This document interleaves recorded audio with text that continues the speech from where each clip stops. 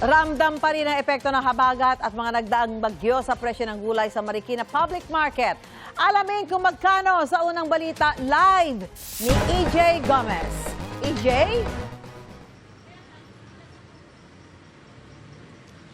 Susan, good morning. Nagtaasan nga ang presyo ng ilang gulay dito sa Marikina Public Market. May iba pa nga na doble ang itinaas ayon sa mga nagtitinda dahil daw yan sa tumal ng biyahe ng mga gulay dulot ng mga nagdaang bagyo at habagat.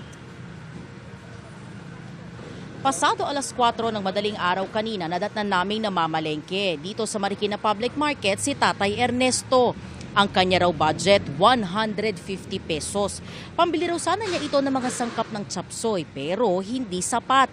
Kaya humahanap siya ng alternatibong ulam. Ayon sa mga nagtitinda, 5 pesos hanggang 100 pesos o higit pa ang itinaas sa presyo ng ilang gulay nitong mga nagdaang araw.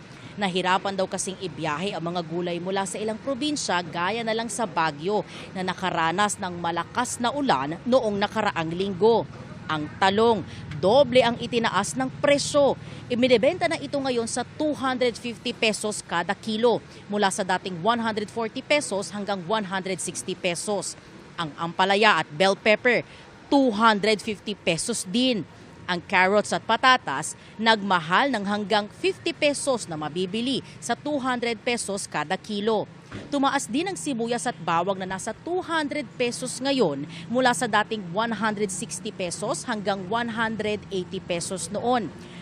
Ang repolyo na 150 pesos kada kilo, tumaas ng 50 pesos. Habang ang pechay, Baguio, na 120 pesos, abot sa 30 pesos ang idinagdag sa presyo. Ang mga dahong gulay nga ng talbos, ng kamote at kangkong na dating tig 10 pesos lang, hanggang 15 pesos noon, no? Nasa 20 pesos na ngayon. Wala namang gaanong pagbabago sa presyo ng kamatis na 100 pesos kada kilo. Gayon din sa kalabasa na 80 pesos at sayote na 60 pesos. Narito ang pahayag ng ilang mamimili at tindera. Magkakatanda lang ako ng baboy. Kasi napakamahal ng gulay eh. Yung pinakamurang gulay ngayon ay upo eh. Ay pag bibili ka ng ganyan, pasawag, mahal pa rin. Yung mga talong po, ganun, sibuyas, repolyo, pechay bagyo, yan po. Mga dahon-dahon po. Kasi po dahil nga sa bagyo, mabilis malusaw. Tsaka po hirap sa biyahe yung mga nagbabagsak sa amin.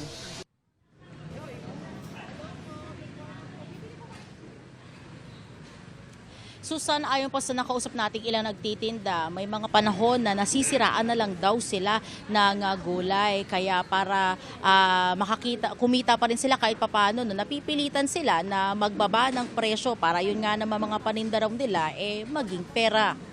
At yan ang unang balita mula po rito sa Marikina City. EJ Gomez, GMA News.